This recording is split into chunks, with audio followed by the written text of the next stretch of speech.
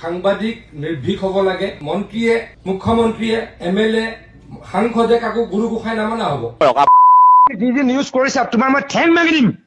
এনেকুৱা লাগিছে যেন ভূতৰ মুখত এতিয়া ৰাম নাম। মন্ত্ৰী পীযুষ হাজৰিকাই এতিয়া সাংবাদিকক নিৰ্ভীক, নিৰপেক্ষ, সাহসী হ'ব লাগে বুলি কয়। কিন্তু সেই নিৰ্ভীক নিৰপেক্ষতাৰে বাতৰি পৰিৱেশন কৰিবলৈ ওলোৱা সাংবাদিককে আকৌ ঠেং ভাঙি দিম, তোমাক প্ৰতিদিনে মোৰ পৰা বচাব নোৱাৰে, সেই তেনেকুৱা ধৰণৰ কথা তুমি ৰেকৰ্ড কৰিছা, কৰা, তুমি মোক কি কৰিব পাৰিবা, ৰাস্তালৈ চুচুৰাই আনিম, সেই তেনেকুৱাকৈ কোৱা নাছিলনে?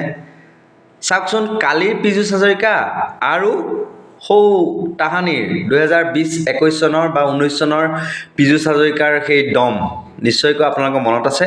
তথাপিও এবাৰ সোঁৱৰাই দিছোঁ, কালিৰ পীযুষ হাজৰিকাৰ মন্তব্য ভাৰ্চেছ সৌ তাহানিৰ পীযুষ হাজৰিকাৰ মন্তব্য। সাংবাদিক নিৰ্ভীক হ'ব লাগে, সাংবাদিক নিৰপেক্ষ হ'ব লাগে। নিউজ কৰিছা তোমাৰ মই ঠেং মাগি দিম।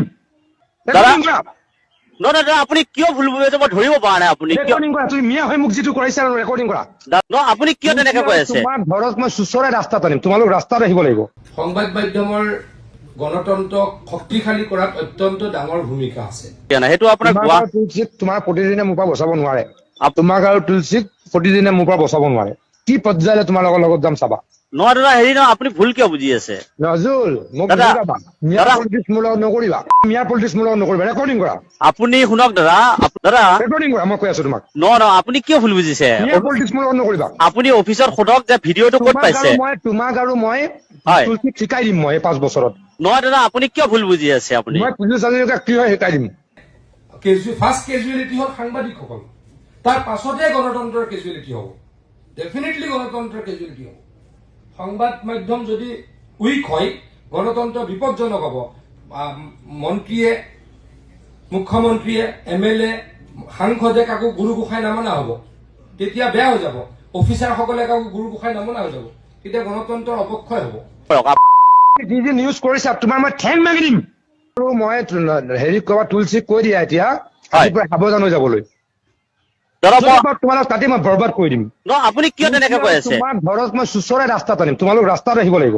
শুনক দাদা, আপোনাক মই বাৰে বাৰে কৈ আছো, মই নিউজটো আপোনাক মই কৰা নাই। সেইটো নিউজ প্ৰতিদিনে বচাব তোমাক নোৱাৰে। প্ৰতিদিনত ভিডিঅ'টো মোক কৰিলেও মই কষ্ট নাপালো হয়। আইমিক কৰাৰ কাৰণে মই যিটো কষ্ট পাই আছো নহয় দাদা, আপুনি শুনক, আপোনাক তুমি তুলসীক কৈ দিবা।